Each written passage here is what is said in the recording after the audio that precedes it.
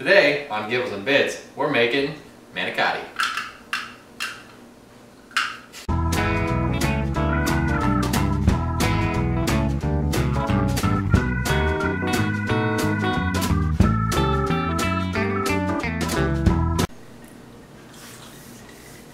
We're getting Italian today. For our manicotti, we're going to need to make our red sauce first, and then the filling for our shells after. For our red sauce, we're going to be using two kinds of meat. I got bratwurst, and I got ground beef. Really easy for the bratwurst, just cut it up into little discs. You want to take a large sauce pot and get that on medium-high heat so that you can start browning your meat.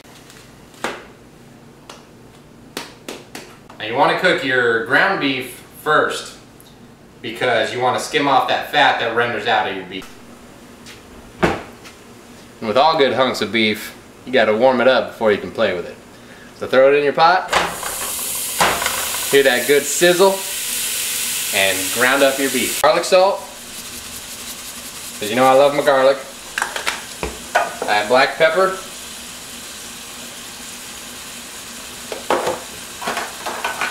And a little bit of salt.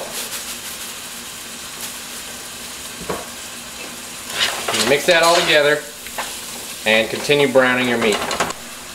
For your secret ingredient, and by yours I mean mine, add a little bit of beef bouillon. Really brings out a very good flavor in the beef. Now that we're pretty much all the way cooked, it's time to drain off that fat. It's got a good flavor in there. You just want to drain off a decent amount of it because it'll interfere with your sauce's consistency. It's time to add your bratwurst. Just throw it in. Don't mind the ones on the floor. Fact check me if you want, but Edward von Bochelheiser, the creator of the canning process, is my lifelong childhood hero. Without him, we would not have canned tomatoes. Without canned tomatoes, I'd be cooking this sauce for about 12 to 15 hours. And I don't know about you, but I don't have time for that. For that, I got 2 cans of diced tomatoes, a can of crushed, and your tomato puree. Save the tomato puree for later, because that goes in about halfway through our cooking process. So do it.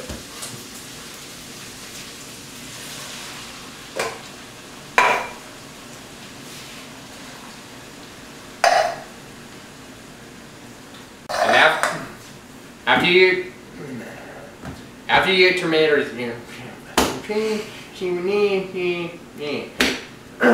after you get your tomatoes in, you want to add a little bit of water to help bring everything together.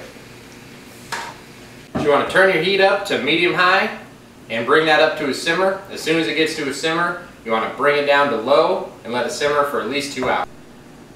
You think I'd forget the garlic? I don't think so. After you get your cans in, you want to add at least 2 tablespoons, or you want to add at least 2 teaspoons of garlic.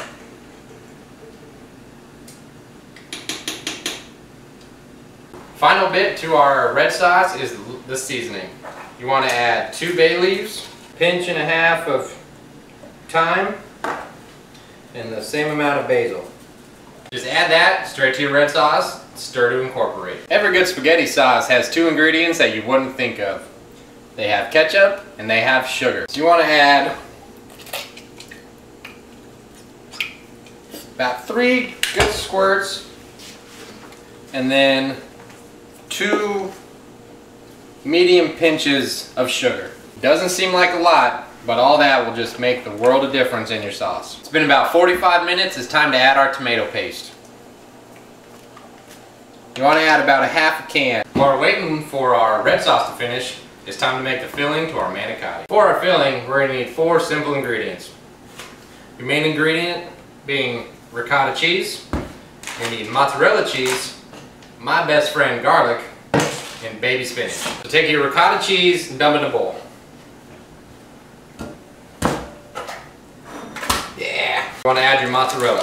You want to add probably a handful and a half of mozzarella. We got to sear our spinach to get it ready to go into our manicotti. To that butter, you want to add about a tablespoon of garlic. A hearty Gibbs size measurement of garlic. Let that garlic cook for about 30 seconds. After you start to smell that delicious aroma, add your spinach. You're gonna add quite a bit here, but don't worry, it will cook down. You want to make it like Popeye's wet dream in there. Do your best to stir it around. It'll start to shrink, and before you know it, it's good. At this point, you want to add a little bit of salt and a little bit of pepper just to enhance the flavor of your spinach. After about 30 seconds, your spinach is going to be reduced by almost 3/4, and it's going to look like this. So cut your heat, transfer to a bowl, and get it in the freezer. While that's cooling down, let's make this thing delicious. You want to add garlic salt, onion powder, black pepper, and then once you get all those in, you want to mix it together to incorporate it all. Now that our spinach is cooled, let's add it to our manicotti. Just dump it in there.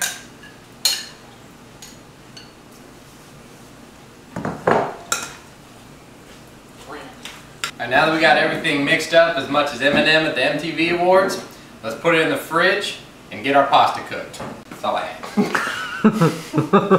Now it's time to cook our pasta. I can show you how to do it, but I have a feeling you can read. Follow your directions on your box to cook them al dente, and you will be a happy person. Let's cook pasta. Yeah. We've reached al dente, which means almost cooked. Once you get there, you just want to take them out. These go in the fridge. What you want to do is put your filling in a gallon bag and cut off the tip of the corner so that you can pipe your filling into your little pasta vaginas. I probably can't say that on YouTube. Just put in the tip and squeeze. Chop your spinach. Chop your spinach. Our sauce is done and our holes are stuffed. Time to the final step. Baking them. What you want to do is lay down a layer of sauce on the bottom of your pan. Kind of whoosh it around. Once you got your sauce on the bottom of your pan, you want to layer out your manicotti in a layer. Just lay it down. After you got all your manicotti laid out, you want to put one more layer of sauce on the top. You don't want it to be too heavy because you still want to see your manicotti. Sprinkle on a layer of mozzarella, throw it in the oven. You want to bake this at 350 for about 15 minutes. 20 minutes later, and happiness is upon us. Our manicotti's finished. Now all we have to do is plate. And as always, I'm GibblesNBits, and this was Manicotti. See you next time.